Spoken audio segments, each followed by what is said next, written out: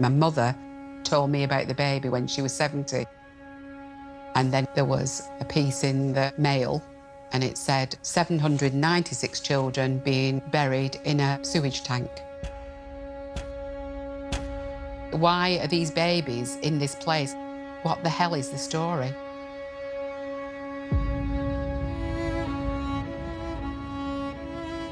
Significant quantities of human remains have been discovered at the site of a former mother and baby home in Tuam in County Galway. It was run by a Catholic order of nuns, the Bons Secours sisters. This lovely, Catholic, loving, warm, welcoming country now has a mass grave in the west of Ireland, and the nuns were involved. We're talking about the worst human rights violations imaginable. Missing children, enforced disappearance, illegal adoptions. Nuns were meticulous at keeping records, and yet we've missing children. When babies can't be accounted for, you know there's a lie behind it.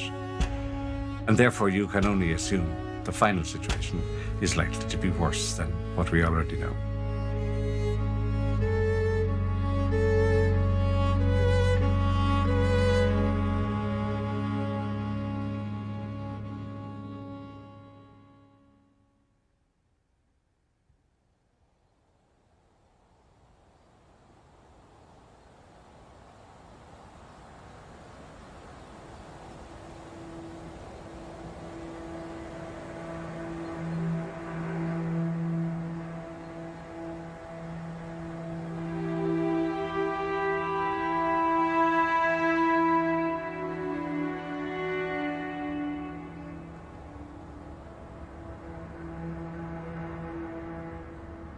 You know you're coming into Galway when you see the stone walls and the green fields.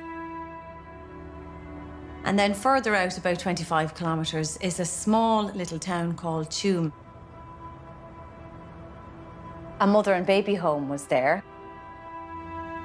There's a big old stone building where women were incarcerated purely because they were pregnant outside of marriage.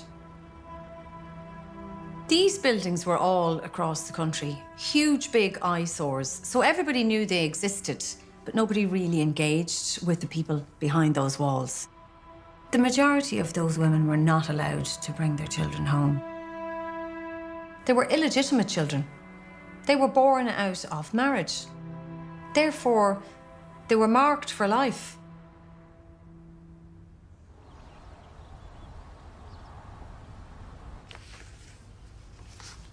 I knew about the children in the Tuam home, but I always thought they were orphans. When I was about 5, 6 years old, I remember them coming to school. I remember them being a little bit different and that we weren't allowed to mix with them. When my own children were reared, I just took an interest in the local history. And I said, why not do a bit of research on the home itself? Catherine wanted to know what happened to the children from the home, so she began looking and had no idea that she was going to uncover one of the biggest stories to come out of Ireland. I started talking to people in the locality who would have remembered the home because it closed in 1961. I got many, many, many stories. But above all, the stories I got was the peculiar corner in part of the grounds of the Tuam home. They told me the story of 2 little boys back in the 1970s playing in that particular corner. The ground gave way under them and they had fell into a hole and they came across a lot of little skulls and bones, skeletal remains of children and babies. We would have been in there getting apples, as children do. You'd literally stand on the top of the wall and jump. That particular day, we jumped and probably landed basically in this here where I'm standing, and there was a hollow sound. So we pulled back the briars and we seen that there was a slab of concrete that was cracked. And we pried open the concrete, and that's when we discovered a pile of bones within the structure that was there, like. If we looked in and there hadn't have been skulls, we wouldn't have known that there were, that there were human remains. But the fact that there were skulls, and the fact that there were skulls and we knew what they were. When that happened in the 70s and those children found those remains, the local priest was called, but no investigation took place. Nothing to see here, basically. Probably just famine remains. The step then after that is to cover it up, bless it, and then a whole housing estate was built around it. And that's what it was, the little children's grave. There was nothing left of it now, only parts of the 10-foot-high walls that surrounded the home. But that is all that remains to this day of the home. Before the mother and baby home, it was a workhouse that was built in 1840. And they claim that there must be famine babies or workhouse babies. The next thing then, I had to find out how many children died in the home. The nuns weren't any help at the time. The county council, nobody would help me. So I just thought of the registration office in Galway. I said, they will have the deaths. I remember the girl called me and she said, do you really want to buy all those death certs? I said, I need them. She said, there's hundreds and hundreds of children who died in the Tuam home. She came back with the staggering number. She said, between the dates you gave me, there's 796 I've counted. There's no disputing. It says on the death cert, died in the children's home in Tuam. Catherine had the names of 796 children who died. She had the death certificates. So all of these children were legally registered as dying in the Tuam mother and baby home. But they had no burial records. By law, you have to have a burial record for somebody who lived and died. There seemed to be no burial records at all for these children. I searched the Tuam graveyard first of all. I went through the caretaker's cemetery book and not one name appeared after 796 in that book. I checked the graveyards in the surrounding county, but I couldn't find any child being buried in any of the graveyards. So, okay, babies aren't in the Tuam graveyard, they're not in the outlying graveyards. Where are they? So the assumption was, in my mind, they had to be on the grounds of the Tuam home. As part of Catherine's research, she had received maps, and on that site, along the big long wall that is still there, it said sewage tank. When I spotted that area was a whole sewage system with a very large sewage tank, it was exactly where the boys had come across the bones. So that was my pivotal point, really. And I said, these are not famine babies. All the evidence was pointing to children being in that green area, and underneath that was the sewage tank. Even though we didn't have an excavation and we didn't have forensic evidence, we had 796 death certificates. As a journalist, I was like, this is neglect, this is abuse, this is a scandal, this is a national scandal, this is an international scandal. So we had enough, I believe, to go with that story. The world has been shocked by the story of the mass grave of children in Ireland. The numbers in this story are simply shocking. 796 recorded deaths. How can it be proven that there are 796 bodies in that tank? The bodies aren't anywhere else, so they must, by a process of elimination, be somewhere and most likely here. The people are outraged. The government needs to act swiftly and decisively on this issue. I believed, when I broke that story, that it would be a full steam ahead investigation. I thought the forensics would be heading to Tuam. I thought that the Irish police would be down there, but no criminal investigation got underway. I'm getting a sense of official reluctance to believe these accounts because they are all, by and large, anecdotal. On the ground in Tuam, there's no sign of a criminal investigation. Privately, some government officials are disputing that children are buried there at all.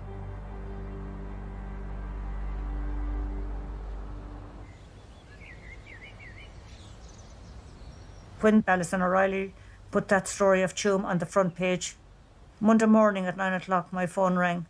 This is Sister Mary Ryan. She said, I'm the leader of Bons Secours. And she says, tell me what's all this about in the newspaper. What's all this? She said, do you realise all day yesterday we were being bombarded with media? Our elderly sisters are very upset. Well, I said, it's about the burials. I said, did you not know about them? Well, I said, I have no other explanation. If they're not in that sewage tank, where are they? But I said, all the evidence I have, and I have it all here, is pointing to that. And she denied it vehemently. She said, our sisters, we have 2 sisters here that worked in the Tuam home. She said, they're very elderly and they're not capable of speaking to anyone. I was working as a reporter of the Washington Post when the story broke about Tuam. Funnily enough, I think one of the first things that I heard was someone claiming that this story was false or was a hoax, or sort of casting doubt on the research done by Catherine Corliss.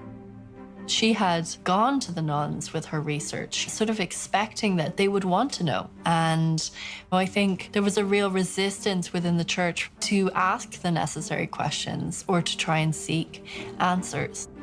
I was ostracised in a lot of areas. I was called a hoax and a liar and looking for attention and trying to promote myself that this couldn't have happened in Holy Ireland. I think there was a real sense that this might all just go away and that the nuns wouldn't have to be answerable to an investigation. I worked with religious orders. I was involved in public policy issues with them and so on.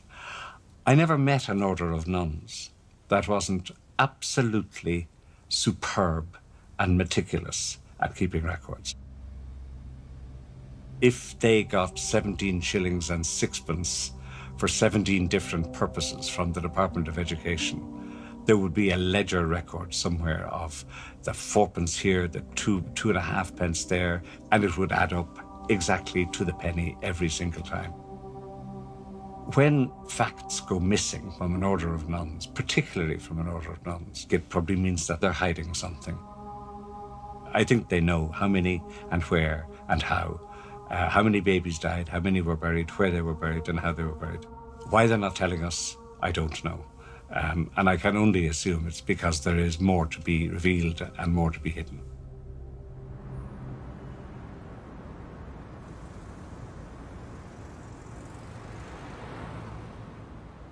My mother was the Elizabeth Taylor of Galway. She used to stop traffic. My mother, 12 years old, she was sentenced to Lennaboy Industrial School for the crime of being destitute after her mother died. She was beaten and she was starved and she was brutalised and then she was raped and then she'd had a baby, Mary Margaret, in Tuam mother and baby home, and then at 6 months she was told the child of your sin is dead, and they threw her out. We just thought there must be a grave site somewhere, a little headstone in a churchyard, and it says Mary Margaret, who died aged 6 months. And then there was the piece in the Mail, and then I thought, oh God, why does that name ring a bell? Why does Tuam ring a bell? On the Sunday, they published a list with all the babies' names in, and there she was, Mary Margaret, aged 6 months. Why are these babies in this place? What the hell is the story? Ireland set out to establish itself following independence as a Catholic, morally pure country. It's a central tenet of Catholicism, of course, that sex should only happen within marriage and that children should be brought up within a marriage. That is why it actually physically locked away girls and women and children who were evidence of the fact that not everybody becomes pregnant within marriage. To have sex outside marriage was the #1 sin, and to have children outside of wedlock, it was so frowned upon. I mean, it was even viewed to be worse than murder. It doesn't matter how you ended up pregnant. If you were a woman who was sexually assaulted, raped, it was your fault. You got the blame. Big stone buildings were just dotted all around Ireland to house these women and incarcerate them for their sins. The church regards life as sacred, but these actual living children were treated appallingly.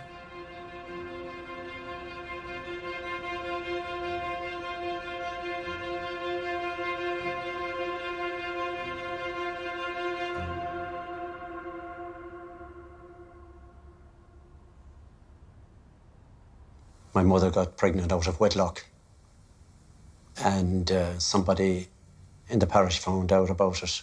So they went down to the priest and told the priest. So the priest came back up to the house and he took control of everything. They were told to keep her indoor till the baby was due to be born because she was a bad influence on the people around the parish and that, you know, that the priest didn't want to see this. So he told them then that when the baby was due to be born then that she was to be taken to Tuam. And that was the home there run by the nuns. So her father took her down then and he had to sign her in. The Bons Secours nuns were a French order that were in Galway at the time running the mother and baby home, but they were also trained nurses. And they have always said that they adhere to the highest standards in nursing. They're going to take you through your pregnancy and then they would decide what would happen with your baby after it was born. So then I was born there in 1951. So she had to remain there for 12 months to work there for the nuns. And all the chance she ever got to see me was to feed me. They didn't want the mothers to spend a lot of time with the babies because they didn't want to get attached to the baby too much as well, you see. When the 12 months was up then, she had to leave. They opened the door and told her she had to get out.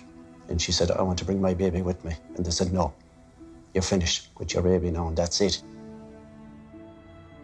6.5 years I spent there.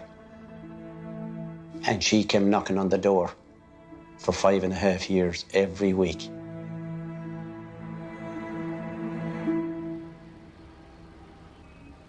My mum was 16 years of age when she met this lad that was home on holidays for the summertime from England.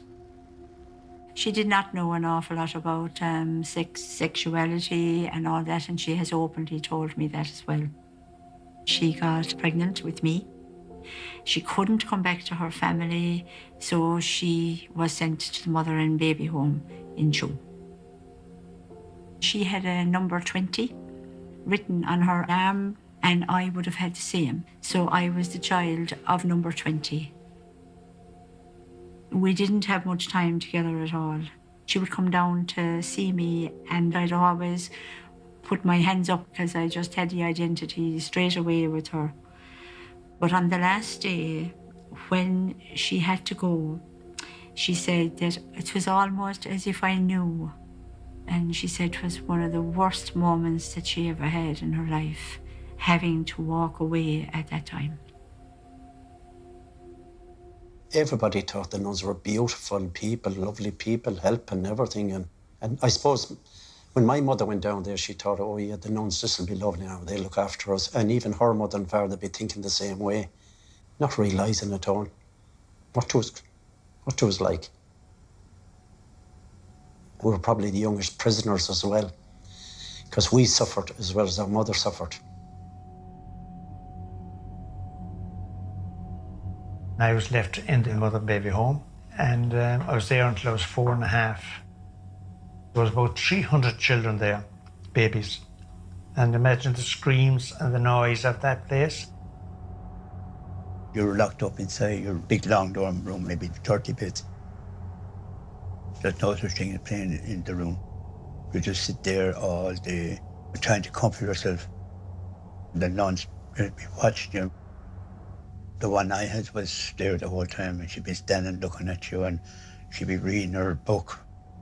You might be brought out to the hallway, walk up and down, but not outside.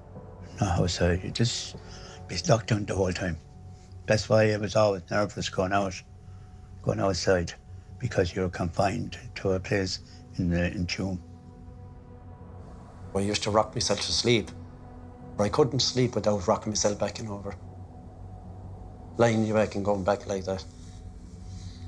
And just drowning out sound. At night time it was terrible, like you hear the roars and shouting. I was terrified. When you wet the bed, you had no choice because I was all nerves. You'd be sleeping on that bed then for 3 or 4 days, and that's when they catch you and say, look what you did. Look what you did. You wet the bed. You wet the bed. It was always pulling the ears and hitting you across the head. You know, I'd give you one scalping across the head, but the ears was the worst. It damaged my ears. We had no say coming into this world. And why did we have to be treated like that? By the church, by the nuns. And even when they demolished the place there, they found a room with all the toys that was in it. And it would be the local people that would have handed in the toys for the Christmas, but we never got them. Never got them at all. It was very bad. Very bad.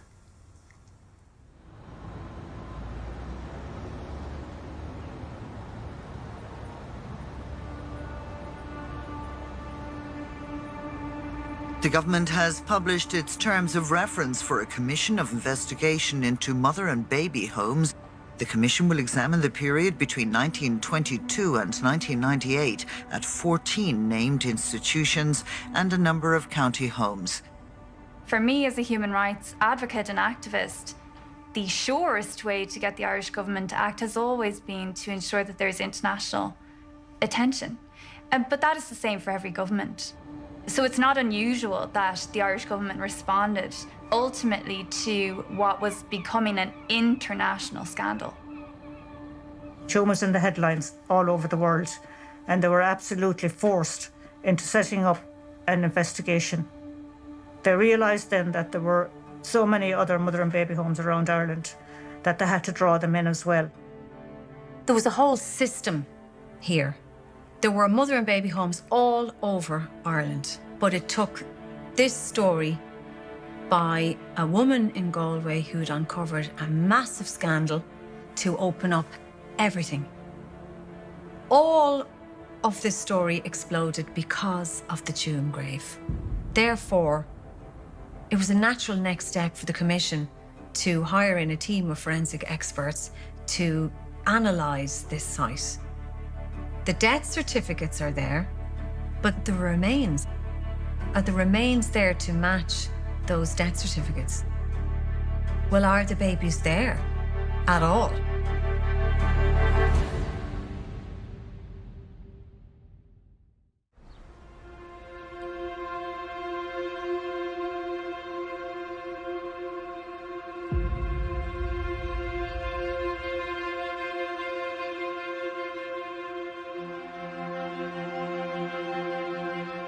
As an astroarchaeologist, I was brought on board to establish if there were human remains on the site in question. And if those human remains are there, whether they related to the time period that we were particularly interested in terms of the mother and baby home. They weren't going in enforcing a criminal investigation from the outset. So it was decided that a test excavation needed to take place. And this is basically a sample excavation of the site, so it doesn't involve a complete excavation. We had to remove about 30, 40 centimetres before we were hitting the top of the lids of that chambered structure. When we first uncovered the chambers and took the lid off, it was clear that there were bones at the base of the chamber. The chambered structure itself contained 20 individual compartments, and we were able to identify human remains in 18 of them. The chambered structure was in a 19th century stone-built structure that we know was a sewage tank used for the treatment of sewage. The 20 individual chambers were quite narrow, with narrow openings, and the base of that structure was 2.7 metres from the ground surface. It's essentially like trying to climb into the base of a well, except you have 20 of them lined up side by side. And obviously you wouldn't want to stand in the chamber, as that was where the human remains were, and there was nowhere to stand safely. The identification of the human remains was all done visually from the surface of the chambers. So it involved taking literally hundreds and hundreds of photographs. We were able to estimate an age of death profile from those skeletal remains, and the age ranges spanned from approximately 35 fetal weeks right up to possibly between 4 to 6 years of age. We removed 6 samples of bones from the chambers themselves. The individuals that they represented were all infant individuals, were all less than 12 months old at the time of death. It was possible to report that there were multiple sets of remains of juveniles at this location, and that these were potentially in significant quantities. But the objective of the test excavation was not to recover remains, it was to establish if they were present or not. The exact figures are not possible to say at the moment.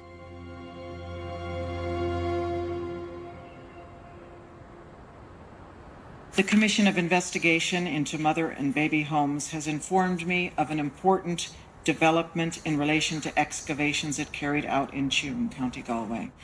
The Commission's excavations have revealed that human remains are visible in a series of chambers that may have formed part of sewage treatment works at the former Bons Secours Mother and Baby Home. And importantly, they traced the remains specifically to the period of the home's operation between 1925 and 1961.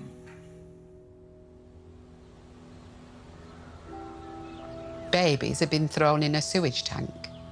I think we have to start with the fact that it's a crime scene and we need to know what happened. This is my sister's death certificate. And then it gets really murky. So, Mary Margaret, whooping cough, cardiac failure, certified. Why did my sister die of a treatable disease, whooping cough? Why would a baby die of whooping cough? Why did some babies die of heart failure? Why did babies die of malnutrition? How is this happening? When I saw the death certs, something struck me. The reasons for deaths seemed to be in more or less blocks. You would get measles, measles, measles, measles, etc., etc. It was almost saying, putting something down for the sake of it. From my research, when babies had these common diseases, they didn't separate them. Cots were still very much together. The Bons Secours sisters were a nursing congregation as they are today. They would have knowledge of medicine and care. After all, their logo is, and always has been, to offer care and help for the sick. And especially Tuam, it shouldn't have had such high rates of death. The death rates in Tuam were shocking, sometimes reaching over 50%. And the conditions in Tuam almost certainly contributed to the deaths of children. The mothers who were forced to work were not allowed to look after their own children and were separated from them apart from feeding. And so these children were kept in this institution without any of the normal care that children would be given.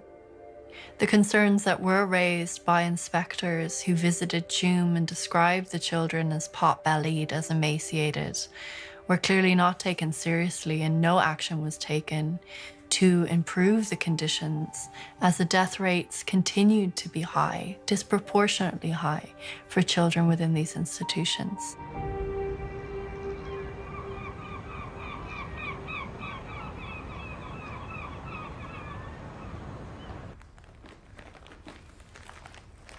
Nine years ago, I started the search for my two missing brothers, John Desmond Dolan and William Joseph Dolan.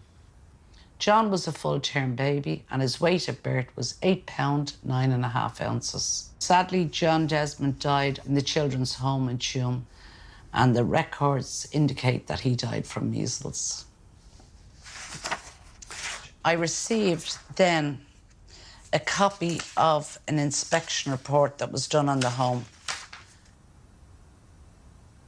My mother would have left the home in February, so 2 months after she had left, John Desmond Dolan is actually recorded here.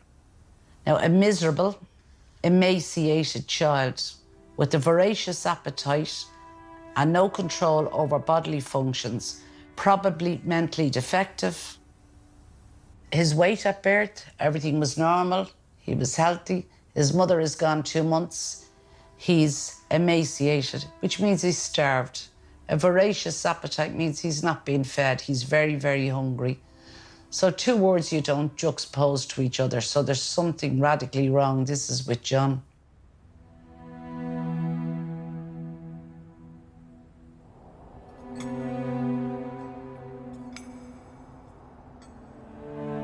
People that was there, they remember clearly those babies being starved. They were starved themselves.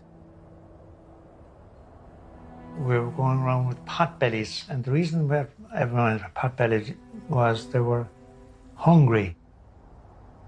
At night time, you'd be hungry and crying. I didn't care. So we had a hard time now with them. That's why I accused the church and state what they did now. The state paid them to look after us, but they didn't.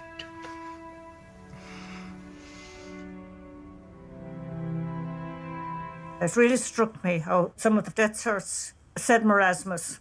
Now, marasmus is starvation.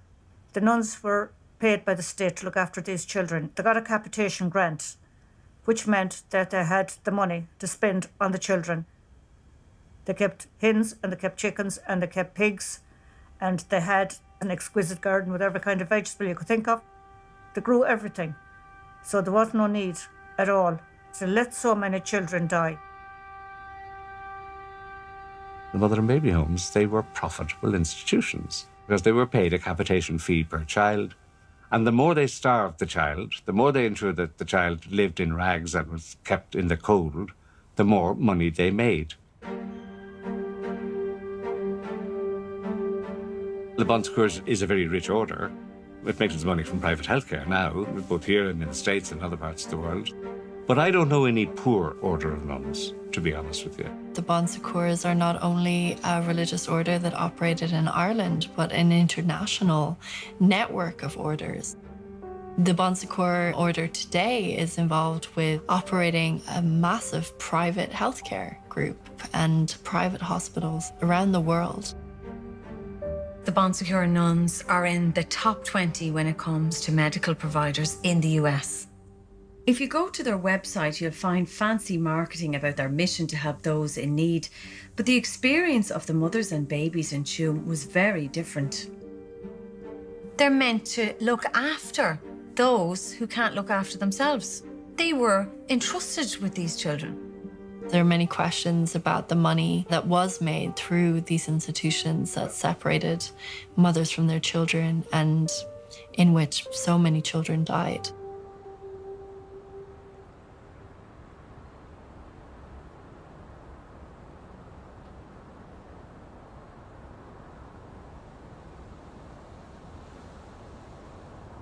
The archaeologists who did the test excavations at the Tuam site revealed that there was a significant quantity of children's remains. We were never given the amount of human remains that were found. We were never given anything other than a significant quantity. The crucial thing with this is how many are in the sewage tank. Now, we still don't know that to this day.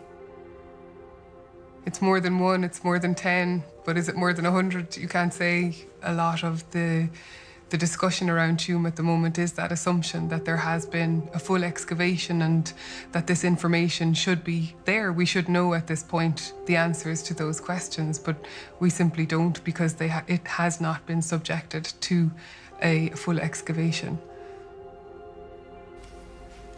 Those chambers wouldn't hold 796 little remains. It's not possible. They're not all filled to the brim. There's the other possibility then that some of the babies didn't die. They may have falsified deaths, we don't know. We just don't know because nobody has burial records for these children. It just leaves you with too many unanswered questions.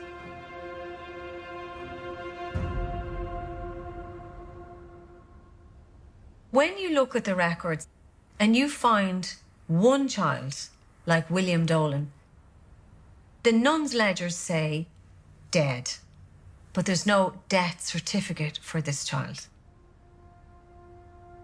My mother had given birth twice in the Tuam mother and baby home. I had a second brother, William Joseph Dolan.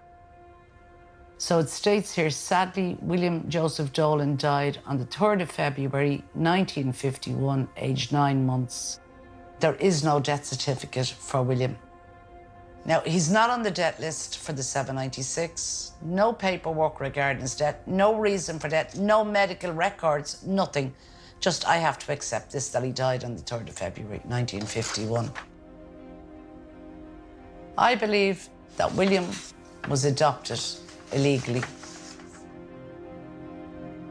Testimony from Anna's mother was that she had a child adopted and that she never moved from her inner city tenement flat in Dublin city centre. She remained there until her 80s. She wouldn't go, and she told a relative she's not going in case her son comes back looking for her. There's no trace of William. He's vanished. So if that's happened with him, who else did it happen with? Did they die in huge numbers and are buried in mass graves all around the country? Or were their records falsified and some of these children were illegally adopted?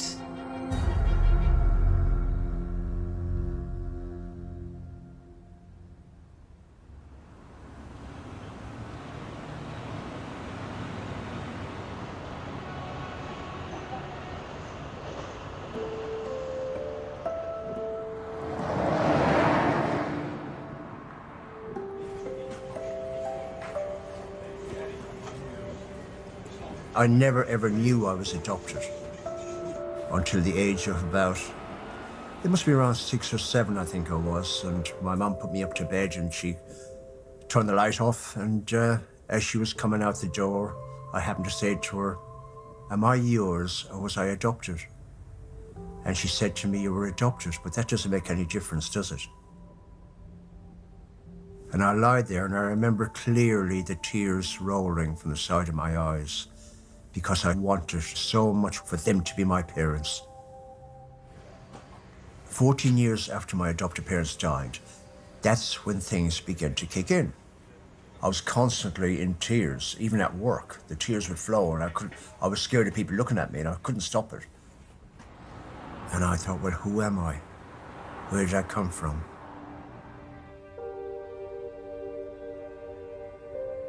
The majority of children who survived in the Tuam mother and baby home were adopted or fostered out. If you were healthy and pretty, you were advertised for adoption and a family was found for you. So a huge amount of children were adopted from these institutions, forcibly in the large majority of cases, from mothers who didn't wish to give up their children or to be separated from them.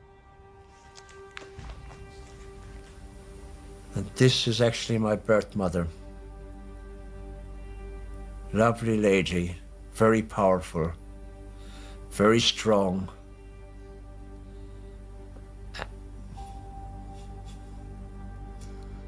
When I actually found out that my mother was alive, the social worker went to see her, and straight away my birth mother said, "Is he dead?"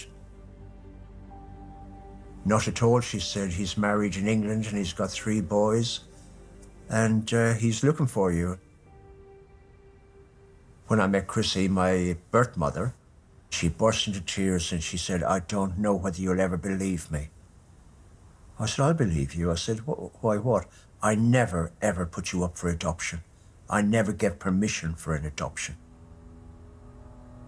She told me she got up one morning and she'd come down from the laundry room upstairs to change me or feed me, whatever. And she'd done that every day. This particular morning she came down and I wasn't in that cot. And all she said was she looked everywhere, high and low. And this nun came through the door with me in her arms. And Chrissy said to her, my birth mother that is, said to her, "Is he all right? Is he all right?" She never answered her. She just walked across and out another door. And that was the last she saw of me. This is like a discharge sheet from the home. Now, according to this, I was born in August on the 5th. I celebrated my birthday on the 23rd of September every year as a child. The 23rd of September was the day that I must have been brought to my adoptive parents. And that was the day they celebrated my birthday, on the 23rd of September. But what I've got here is the discharge date is the 11th of the 2nd, 55. But that doesn't add up. That does not add up at all. It's made look like Patrick was 6 months old when he was adopted, which would have been the legal thing to do at the time under the new Adoption Act of 1952. But his mother is very firm in her belief and memory that Patrick was only a few weeks old. I asked the social worker, I said, "Is it possible to get a copy or the paperwork?" Well, she was a very pleasant woman, but as soon as I asked for that, she turned so vicious. She said, "You've got no chance of getting them. And I can assure you," she said, "you can go to the High Court in Dublin, but you won't get them." I'd like to see the paperwork that my birth mother signed me over to my adoptive parents. I want that one sheet of paper where both signatures from both are on, and nobody can give it to me. What the home has done and what the nuns have done and possibly what the church has done is completely adjusted the figures and the dates to suit themselves. Is that poor record keeping, whereas these nuns prided themselves on good record keeping? Is that an oversight? Is that a mistake? When dates of births are changed, records are amended, hugely important key dates change, then you have to ask why.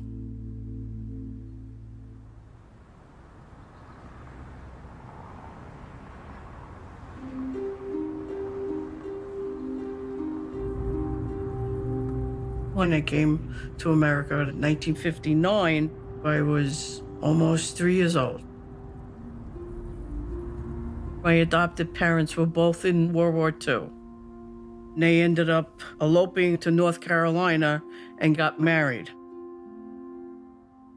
My mother couldn't have children, so they decided they were going to adopt. My grandmother on my father's side, she's from Ireland. So I guess he felt that he wanted to adopt a child from Ireland. I was an apple in my father's eye, and my mother said it was the best feeling that she could have ever had. My adopted parents always told me my mother and my father died in a car accident. It was years after my father passed that my mother told me that it wasn't true, that my mother was unwed, and I was in a mother and child's home in Tuam in Ireland for unwed mothers. And the Catholic Church was very involved with everything here and there. I worked in the Department of Foreign Affairs in the middle 90s, and we found an enormous cache of papers in the basement of the department, which were effectively signed passport applications for babies who were going abroad in the 30s, 40s, 50s, and so on. And passports were issued in respect of those babies.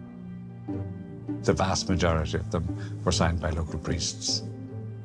They'd have been taken away from their mothers and sent to the States. I've always known about her adoption. Kathy made that very clear to me when we were first, going out. So finding this was like finding a treasure trove of history. The contents of this box are all of Kathy's records of her adoption process. It was in a plain brown box in her mother's attic. I was able to go back and really try to see what life was like for Kathleen before she came to America. And she really didn't know much about her own story at that point.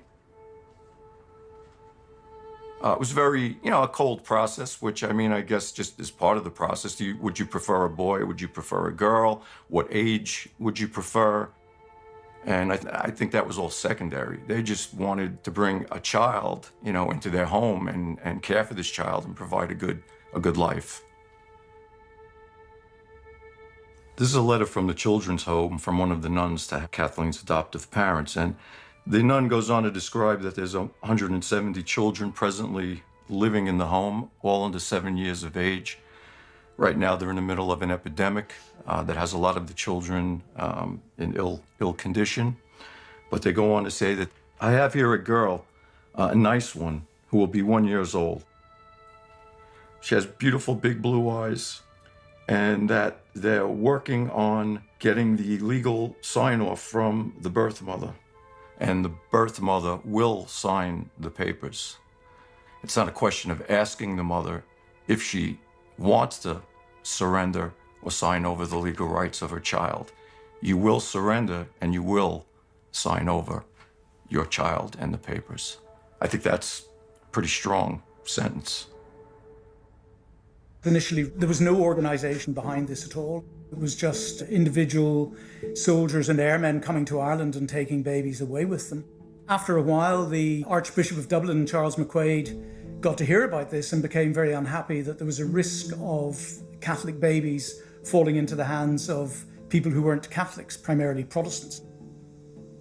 So McQuaid started to put some rules and regulations and procedures in place to try and bring this into some sort of coherent system. The nuns initially resisted, but eventually were brought around. The first requirement was that the natural mother of the child had to sign a surrender document, allowing the child to be adopted in the first place.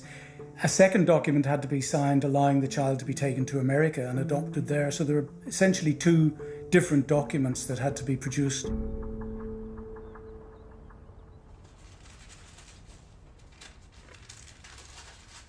This is a letter from the Angel Guardian Home. The Angel Guardian Home was the United States agency located in New York that would work with the mother and baby's home in Tuam to help in the adoption process for the United States citizens. And this letter basically states that they're doing their best to locate the surrender from the birth mother. If that's not possible, they will arrange to have new ones drawn up. Therefore, I would suggest that you do nothing forward in contacting the sister in the Tuam mother and baby's home in Ireland, or anyone regarding this matter. This could easily jeopardize the girl's happiness if any slip were made on our part. So don't ask questions, don't push. It'll come through when it comes through, in whatever way that it's gonna happen. Highly suspicious. My adopted mother said that I was on the Irish black market because there were so many babies being adopted from Ireland and so many illegal adoptions. I honestly don't think the home ever got in touch with her, my birth mother. They might have done in the beginning, but after that, I don't think she was in touch. I think they just did it themselves, to be honest with you. We have a letter from Sister Anne Gertrude in charge of the Tuam home in Ireland. You will be delighted to hear that I have at last received the surrender papers. I believe they are not the papers that should have been sent, but the American embassy kindly obliged, as I explained to them. It would mean little Kathy, as you now call her, could not be adopted. However, once we have them, it doesn't matter. So, American embassy, and it doesn't matter that the papers aren't 100%. So I think that really illustrates how interconnected the web of the baby adoption process was. Religious, political, U.S. embassy, all interconnected. There was a whole big group of people in charge of the transition of this child. Permission had to be given from the local bishop, the county council had to be notified, the religious orders in Ireland were notifying the religious orders in the US, letters, photographs were all being exchanged, and eventually the child went from A to B.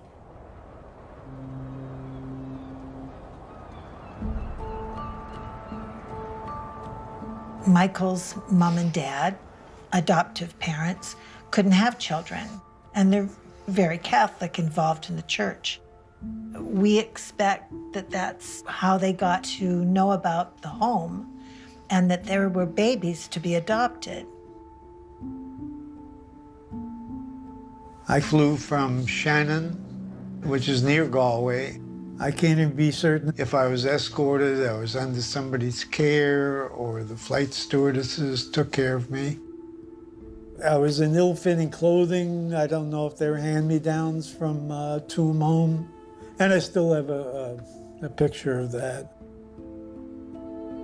We landed in Idlewild Airport, which now is named JFK Airport in New York City. And I'd won the lottery and didn't even know it. Right. Because finally I had a parent, or two parents actually, in this case. And you weren't hungry anymore. And I wasn't hungry anymore. This was primarily a mail order business. Very, very rarely was there personal face-to-face contact. I know of some Americans who came to Ireland, but relatively few. It was overwhelmingly mail order. In 1950, there is a report saying that 500 children had left Ireland for America. 500 in 1 year. It's a big story, but it was hidden away in the back pages of the Irish Times. And that same report said that in 1 week alone, 18 parties of children had left Shannon Airport for America. 18 parties. They didn't say how many were in a party, but it was obviously multiple numbers. So this was a huge traffic. There are no official figures for 1950 because nobody was counting at that point.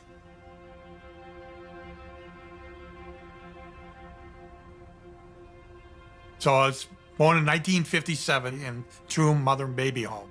I was taken out of there approximately 1 week. I was checked into Temple Hill in Dublin. Temple Hill was an orphanage. It was not a mother-baby home. This was just babies. And the sole purpose of Temple Hill was to adopt out these children. Everything that happened to me in Ireland and post-Ireland was well documented by my adoptive mother, Marilyn. She kept everything. This letter here, this one here is one of the ones that gave us a little turn of our heads. Many thanks for your lovely letter and most generous donation. What was the cost of these adoptions? The term generous seems to infer that was a good-sized sum for the adoption, you know? So there were payments made, and obviously how much, I don't know. But it's there right there in the letter. All of these Catholic orders knew each other. All of these mother and baby homes knew each other. And there was communication between Ireland, America. I think every mother and baby home in Ireland made a lot of money from adoptions. The child was a product that they could sell. There was a demand for that product. And so children made money for the Catholic Church.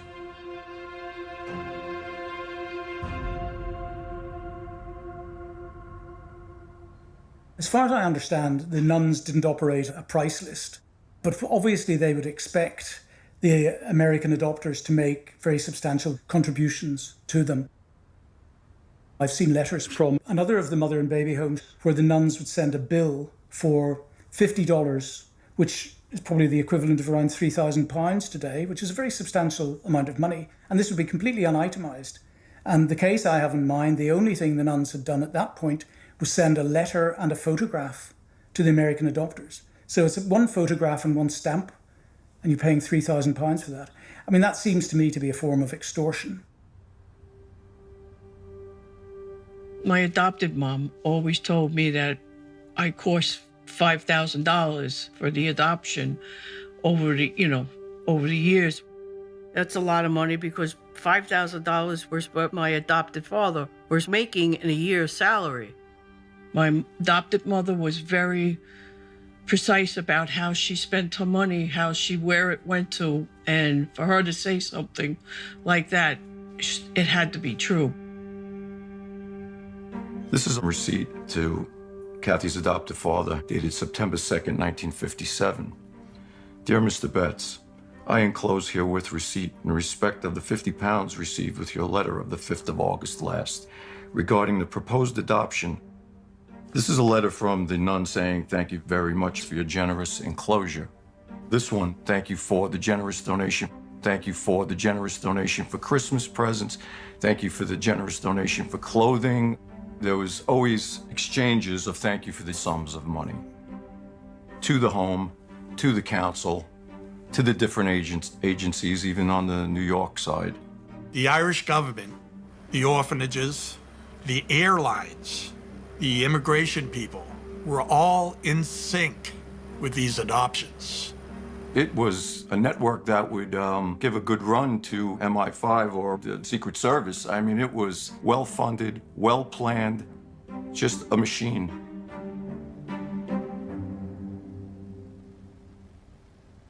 I think in the beginning, when I came here, life was pretty good for my mother and my father. But as time went on, my father started to drink a lot. And when he started to drink, he wasn't a good time. I did go through a lot with them. My father drinking, he got kind of violent with my mom. And when he passed away, I was 9 and never knew that my mother was a closet drinker. She told me as I got older that she would leave me, I would go to bed, and she would go to the local bar. And I would be home by myself and never knew that. Being an only child, you don't have somebody to understand what you're going through. I had to go through this all by myself. You look at yourself in the mirror and you go, gee, I wonder who I resemble. Do I look like my father or do I look like my mom? What were they like? I have no history of family because I'm adopted, so I have none.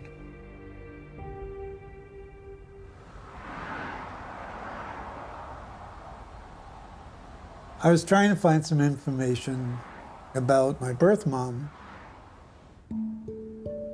I don't know how the curiosity bug got to me, but it seemed tantalizing that we would be at a point where maybe I will go back to Ireland. So we went to Tuam and we found the church. We were looking for records or information about the home to see if we could somehow trace his family. So we've gone to now the church office where the priest is. And he said, well, that he would see what he could find. So he goes over to this large cabinet that's locked and he grabs this big registry and he opens it up. And it's all handwritten names and dates and places and everything. And he says, oh yes, he'd found him. He knew when Michael's birth mother was admitted to the home, but not anything about how the adoption went through. Nothing about that. He was only telling us basically what we already knew. And so I kind of eased up from my chair and I went to look over at the book, and he just went flop like this and it closed. And he puts it back and locks the door. I mean, surprising, just kind of not the happy, jolly old fat-bellied priest that you might expect in comic books and things, but it was just, that's it. No, you can't see it. Have a grand day.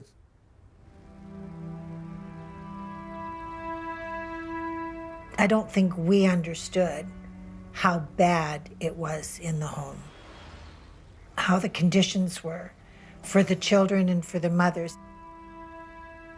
There was a reason that many babies died. To see the lists and the ages of the young babies who died there, you know, it's criminal.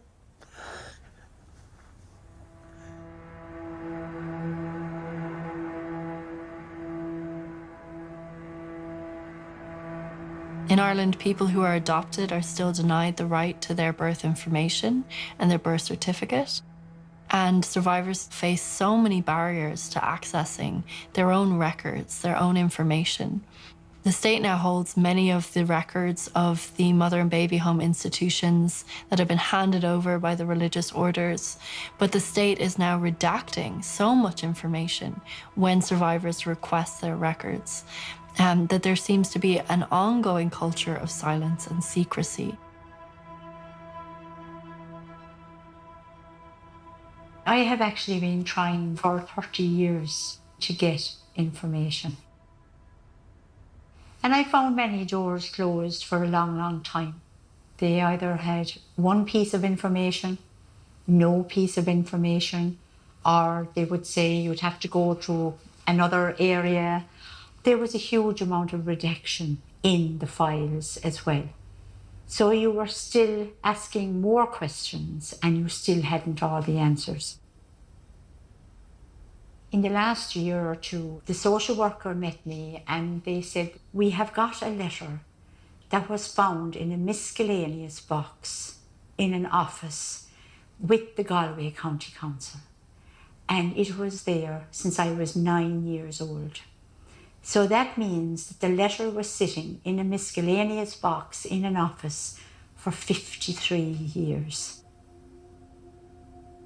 And this is what my mum said in the letter. Dear Reverend Mother, I hope I'm not breaking any rules by making this inquiry. I had a baby girl in the home in 1957. As she was adopted a year later, I now wonder whether she's happy or not. I well understand that I have no legal right to the child any longer.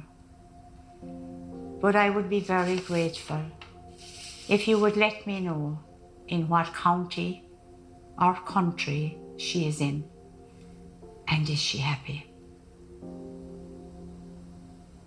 And may I add, I shall be only too pleased to offer any help if she is ever in need. Kindest regards.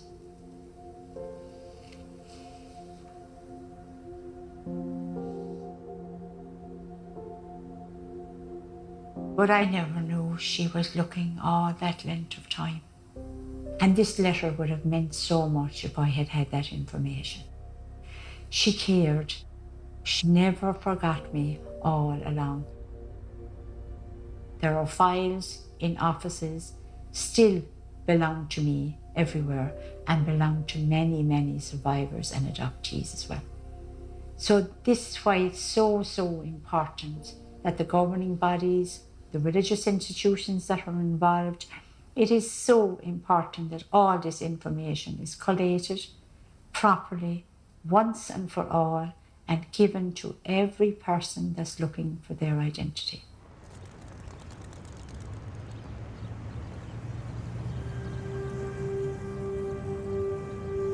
The Commission on Mother and Baby Homes report is due in just a few days. So what are the next steps? Well, I'm joined by Dr. Maeve O'Rourke, who is a lecturer. In 2015, the government established the Mother and Baby Homes Commission of Investigation. This commission operated for 5 whole years without giving access to any of the information that it was gathering. Survivors were not able to access the records about themselves. They were refused access to records the Commission gathered about their disappeared babies. Now, unfortunately, in October 2020, the Irish government announced that when it received the whole Mother and Baby Homes Commission archive, it planned to seal the archive for the next 30 years. This is actually quite a common approach of government departments in Ireland, that they attempt to seal the archives of investigations into widespread and serious church-state abuse.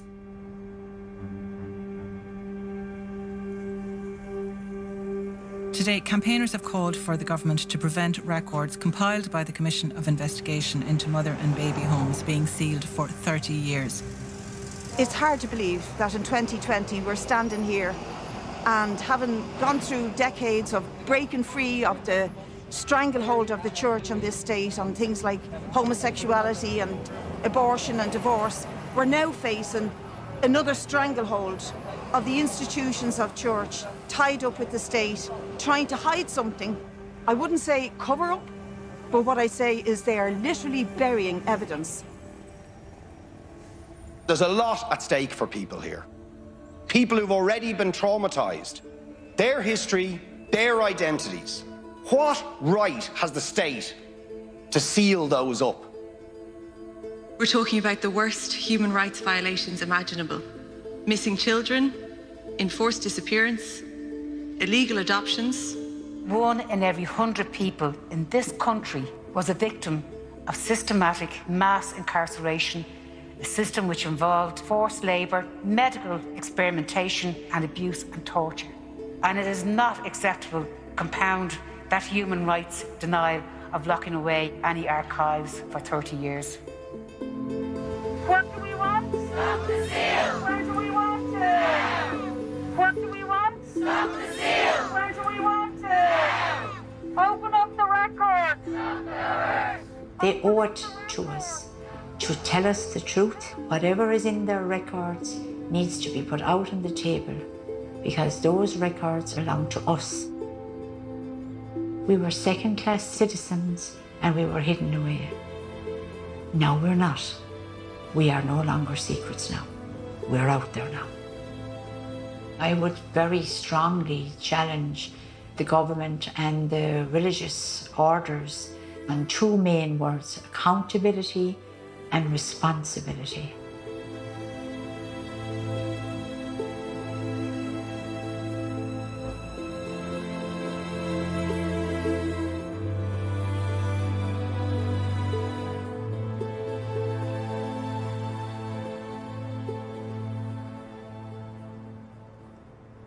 I think it was awakening for a lot of people what happened in Tuam.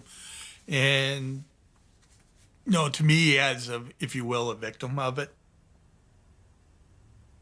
When they gave me the information of who my mother was, unfortunately they told me that she had passed while living in Philadelphia. Now, Philadelphia, that is so close to me. And easily a train ride. I could have, if they gave us the information, I could have found her on my own. 2001, that would have been almost 10 years of quality time. That's one of the things that I get mad at. Who, why would they hold back information that's only pertinent to me? No one else. My final act I did for Annie when I found out that she passed away in Philadelphia, and we actually found out where she was buried. And unfortunately, it was in an unmarked grave. nothing, for not even a nameplate to be able to, we all want that final note on the world. So I went and I got a plaque for her. I purposely left out any crosses and just her name, Annie Owens, 1931, 2001. She wasn't that old herself when she passed, but for me, it was something I could do for her. Never met her, always thought about her. So the most decent thing I could do was this.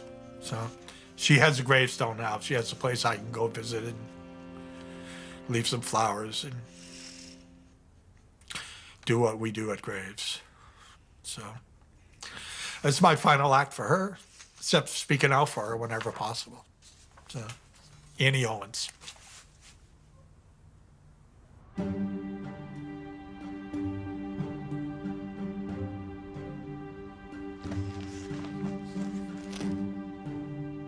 Most adopted people who go back and look for their biological parents always look for their mothers.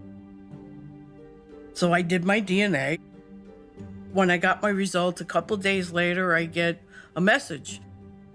Andrew was sitting here, my husband was sitting here, and I said, Andrew, read this. And he read it, and he goes, you're kidding me.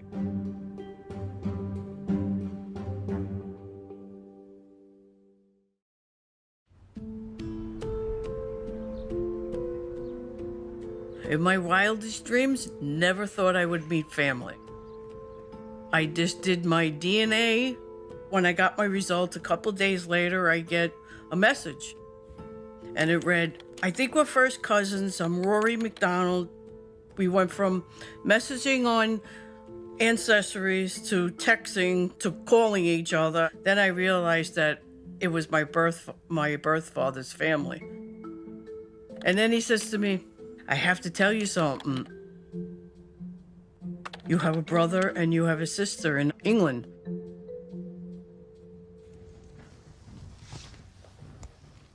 The first I heard of it was through Rory McDonald, my cousin. Kathleen came up as a partial match, and then her story sort of matched up with what we knew of Dad leaving Ireland. Obviously, he was a man when he came over to England, not a boy. He's obviously had relationships, I'm sure, in Ireland, but I had no idea that there was another sibling involved. And obviously Dad didn't know either, because I think we would have known if Dad had known. Oh, without a doubt, yeah, definitely. I think Dad would have done something about it. I can't see that Dad would walk away. No. If he knew he wasn't that sort of man. No. I'm glad they had our father. It's just a shame I missed him by 8 years. He had passed away. Carol told me that my birth father was a very kind and gentle person, always had a story, always tried to make you laugh. She said to me, I feel like I have our dad back by talking to you. She said, you are so much like our dad, it's amazing. We had a good laugh about it and a few tears and things. I mean, I think your first thing was, oh, we'll have to go to New York then. Yeah, let's go meet this lady. Yeah. Our sister.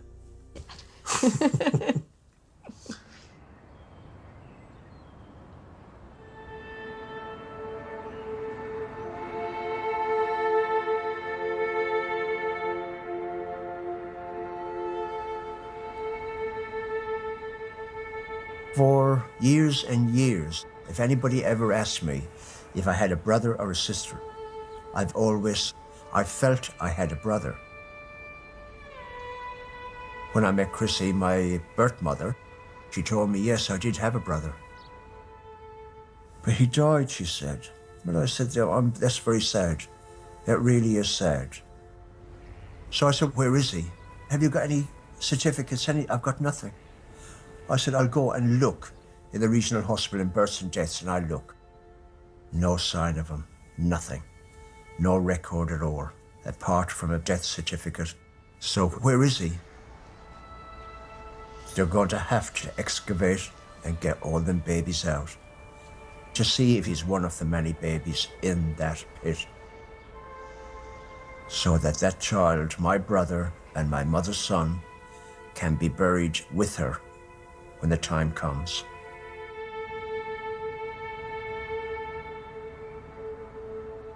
As a forensic archaeologist, I have never walked away from human remains in that context. The measures that were put in place to protect the site and to protect the remains were temporary measures. They were not designed to last longer than 6 months. We underlined the fact it had to be dealt with urgently. It was a challenge, sure, but it could be excavated and should be excavated. Subsequent reports and delays have meant that it's now over 4 years and there's still no action. As well as that tank, there is also a massive playground there, huge playground, and I knew by the size of it for a small housing estate that they were trying to cover up something. I believe that a lot of the babies and children are buried under the playground and in the grassy verges as well. There is a map, and you can see the old sewage system. There are a lot of old cesspits scattered around. They were joined up for the sewage system, so perhaps they use some of those as well. So we won't know until a full excavation is done on the whole grounds as far as possible. We won't know until the archaeologists go into that area again. At the moment, no crime has been established. But because the site has only been subjected to a test excavation and not a full excavation, and a full excavation and full post-mortem examination might reveal something else, we shouldn't be sitting here 4 years later with the remains still in the chambers. You know that what's redacted is just pictures of babies' bones thrown in haphazardly. Is it a possibility it might be my sister? The only thing they can do, the only thing, is to dig the whole site up.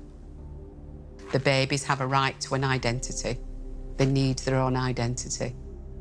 Excavate that site, take our DNA and identify them.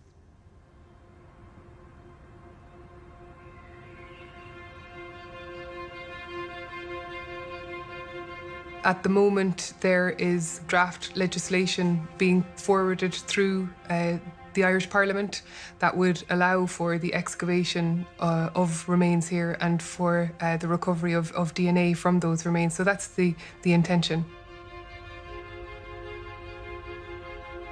It would be possible to recover these remains with forensic protocol and procedure in place. It would absolutely be possible. Individualisation of the mixed remains needs to take place first. So this is putting back together, if you like, remains into an individual. And then this set of remains could possibly be put forward for DNA identification. The best case scenario for here would be that all of the remains are recovered, that they are individualised as much as possible, and that those individuals are given respectful burial.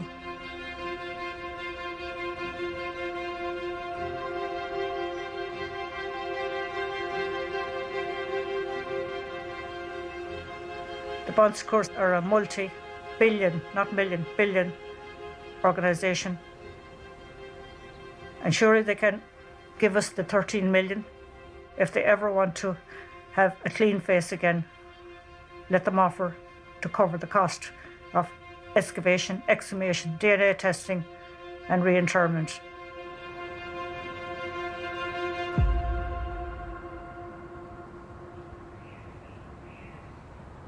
Now, the Commission of Investigation into Mother and Baby Homes submits its final report today after 5 years of work. The report includes the testimonies of people who lived and worked. Good afternoon. This marks a significant day in the history of this state, particularly so for survivors and their families. The report describes a dark, difficult and shameful chapter of very recent Irish history, and a history that has had a very real and lasting consequences for many people. And I appreciate the depth of bravery of the survivors who shared their experiences. It opens a window onto a deeply misogynistic culture in Ireland over several decades. The regime described in the report wasn't imposed on us by any foreign power. We did this to ourselves as a society. We treated women exceptionally badly.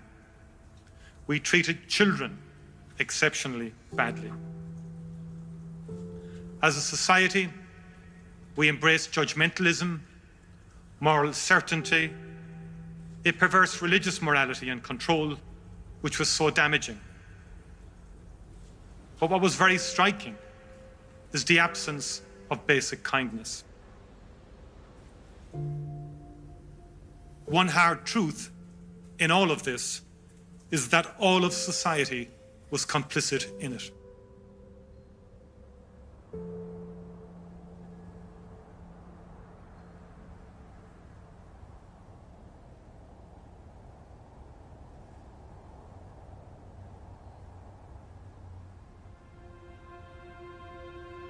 Myself and so many others are just devastated that more or less they have found that society, we as a society, were to blame. It looked almost to me that the government and congregations that were more or less looking after each other, keeping back what really happened. It was devastating for myself and the survivors. It wasn't a criminal investigation. Nobody went in to the religious orders and raided the place and did what you would hope they would do. It's not that type of investigation. Therefore, you're never going to get the full facts and you're never going to get the truth.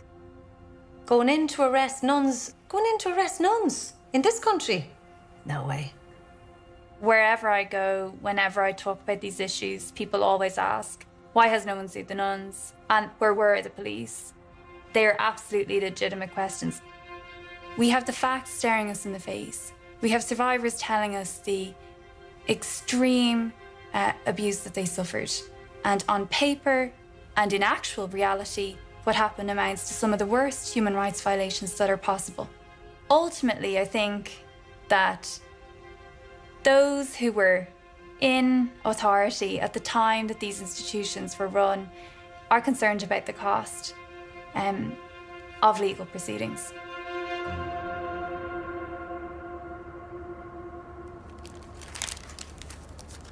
That was your wedding day.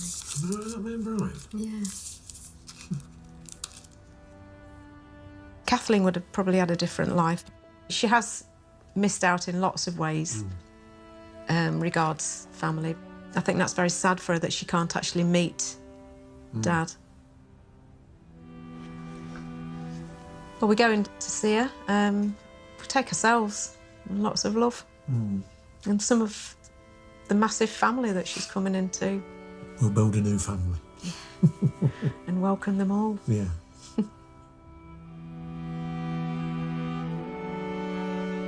As a child, I often wondered if I had a brother or a sister.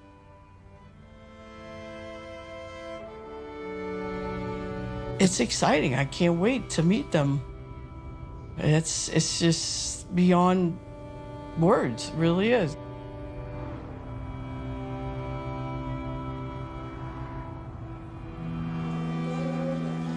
I was standing in the airport waiting for their plane to land, and I'm saying to myself, what am I doing? I'm inviting people into my house that I never met. I must be crazy. I must be crazy.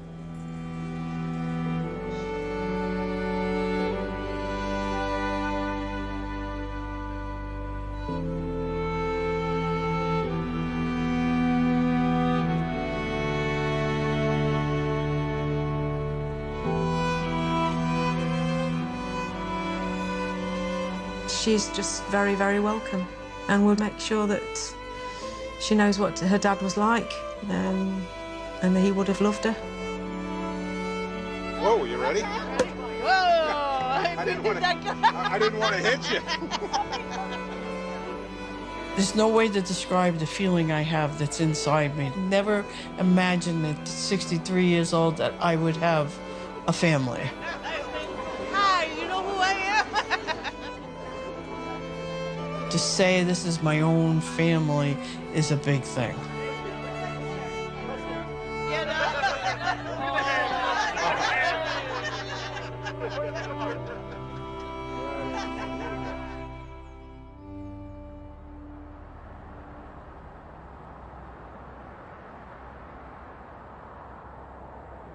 And I want to know where my sister is.